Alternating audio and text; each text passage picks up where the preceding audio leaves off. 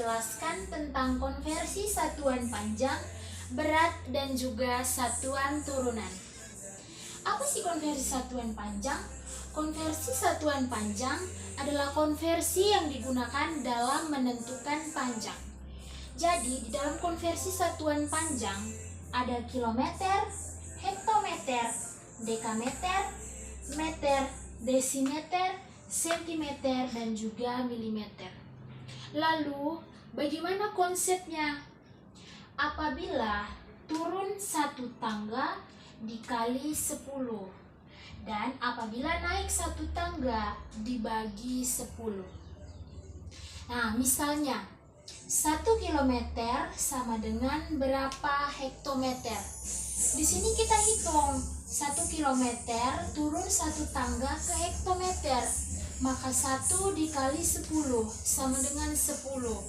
Jadi 1 kilometer sama dengan 10 hektometer. Berikut saya akan berikan satu contoh.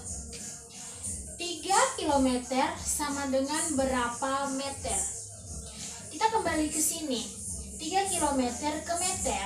Sekarang kita hitung turun berapa tangga. 1, 2, 3. Ada 3 tangga. Jadi kita tulis 3 dikali 10 kali 10 dikali 10 sama dengan 3 dikali 1000 sama dengan 3000 meter. Maka 3 kilometer sama dengan 3000 meter. Oke, yang berikut kita lihat konversi satuan berat. Jadi konversi satuan berat adalah konversi yang digunakan dalam menentukan berat. Dalam konversi satuan berat ada kilogram, hektogram, dekagram, gram, desigram, sentigram, dan juga miligram. Jadi konsepnya masih sama dengan satuan panjang. Apabila turun satu tangga dikali 10 dan apabila naik satu tangga dibagi 10. Nah, misalnya 1 kilogram sama dengan berapa gram? Jadi, kilogram ini diturun ke gram itu ada 1, 2, 3. Ada 3. Maka 1 dikali 10 kali 10 dikali 10. Nah, untuk lebih jelasnya saya berikan satu contoh. 4 gram sama dengan berapa miligram? Oke, kita kembali di sini. Jadi gram diturun ke miligram. Jadi kita hitung 1, 2, 3. Ada 3 tangga. Maka kita tulis 4 dikali 10 kali 10 kali 10 atau 4 dikali 1000 sama dengan 4000.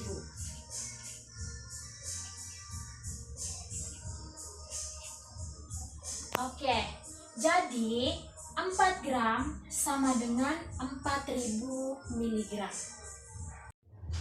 Oke, yang selanjutnya saya akan menjelaskan tentang besaran turunan.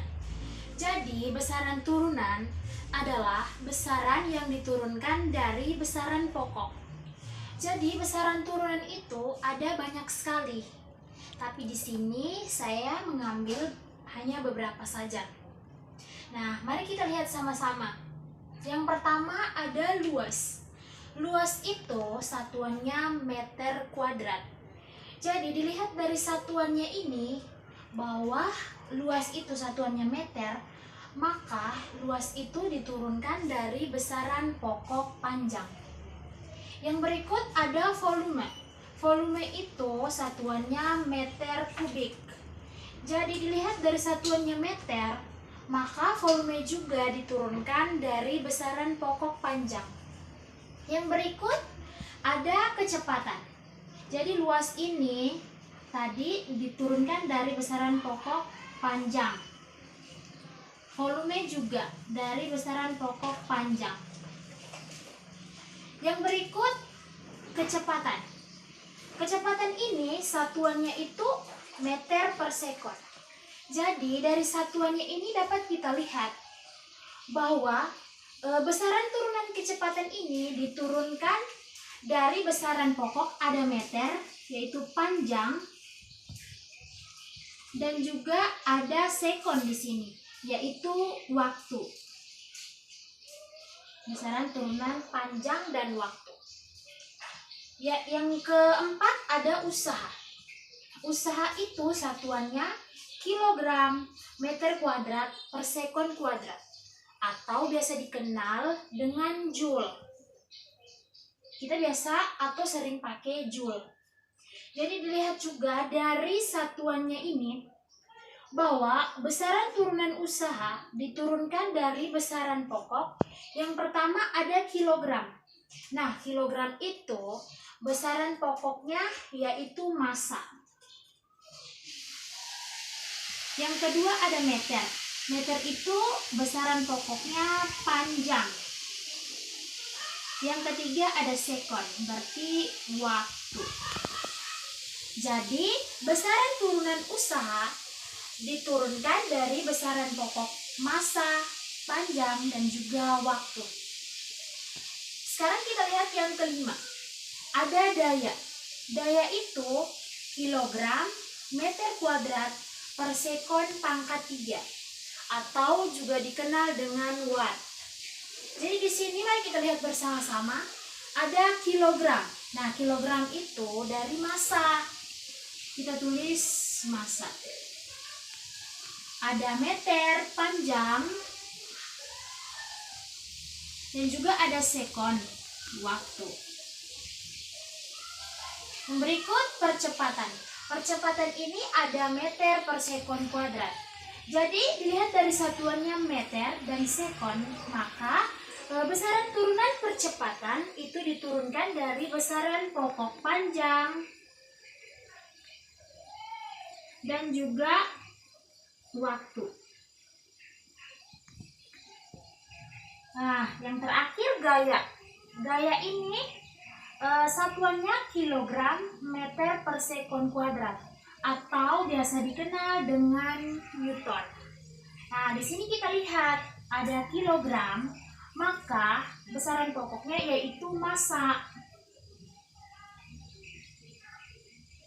Massa. Ada meter, yaitu panjang, dan juga ada sekon, yaitu waktu. Nah, sekarang kita sudah lihat bersama-sama, maka saya akan memberikan satu contoh besaran turunan. Yang saya ambil yaitu dari besaran turunan kecepatan. Nah, di sini sudah saya tuliskan satu contoh. Mari kita lihat bersama-sama.